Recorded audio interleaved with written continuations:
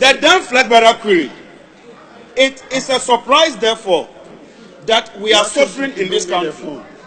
A school which cost 160,000 to construct by the private sector cost in excess of 500,000 when done by this government. Why won't Ghanaians suffer? The presidential candidate then told us that 500,000 for a school was too expensive and that it amounted to corruption. Today, under the man who is prepared to protect the public purse, he is spending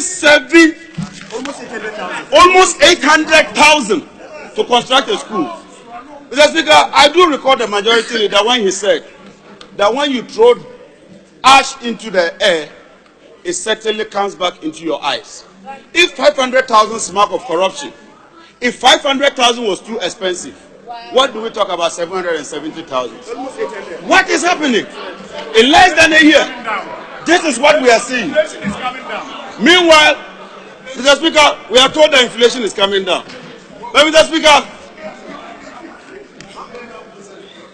when we met as a committee, we were told that the ministry formed and inaugurated a 10-member regional team and trained them to conduct the infrastructure needs of all the 275 constituencies. Mr. Speaker, I am the MP for Yape Kosogo constituency. If you come to the constituency, Mr. Speaker, and you want to interact with stakeholders, does it not make sense? Is it not proper that at least you talk to the MP to also contribute and tell you what their problems are? We are members of parliament, Mr. Speaker. We are members of parliament. When something goes wrong, we shouldn't take partisan position. And more often than not, we hear of people go to a constituency, claim that they've interacted with the constituency, without even contacting the member of parliament who was elected by the people in that constituency. Mr. Speaker, I am therefore not surprised that we are spending 71 million cedis of the taxpayers' money. And if you go to the appendices, Mr. Speaker, Appendix 4A tells you that we are taking more than 400 million out of our oil money. And out of that, we are using 71 million to run these offices. Mr. Speaker, if you look at the budget for this ministry, it is more than 7 infrastructure ministries put together. It is equivalent to the 6 economic ministries put together. And yet, we are spending 71 million just to run the offices. Mr. Speaker, we are spending 15 million Ghana cedis to hire or rent offices. And in that same year, after renting offices for 15 million, we renovate them for another 3 million. I mean, why can we dissipate the public purse in such a manner? Why can we misuse the public purse in such a manner? I think that this is very unfortunate. Mr. Speaker, if you go to my constituency and you tell them that you want to spur development, you want to bring productivity, the solution is not to procure an ambulance. My district can procure that ambulance.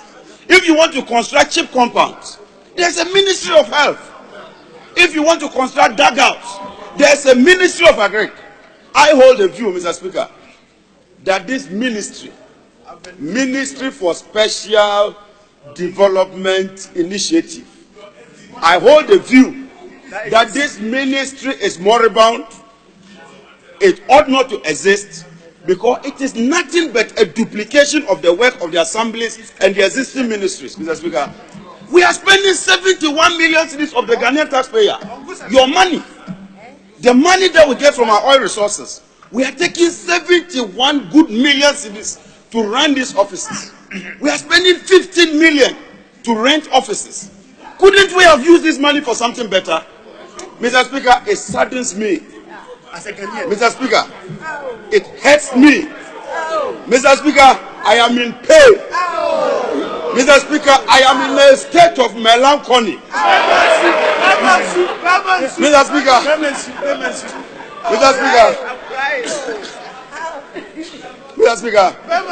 we can't continue like this.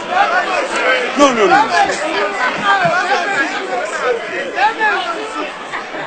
Mr. Speaker, on this sad note, I wish to advise His Excellency the President to listen to our advice and protect the public first, and not turn this ministry into a ministry where money is dissipated, where money is spent without value for money. Thank you, Right Honorable Speaker.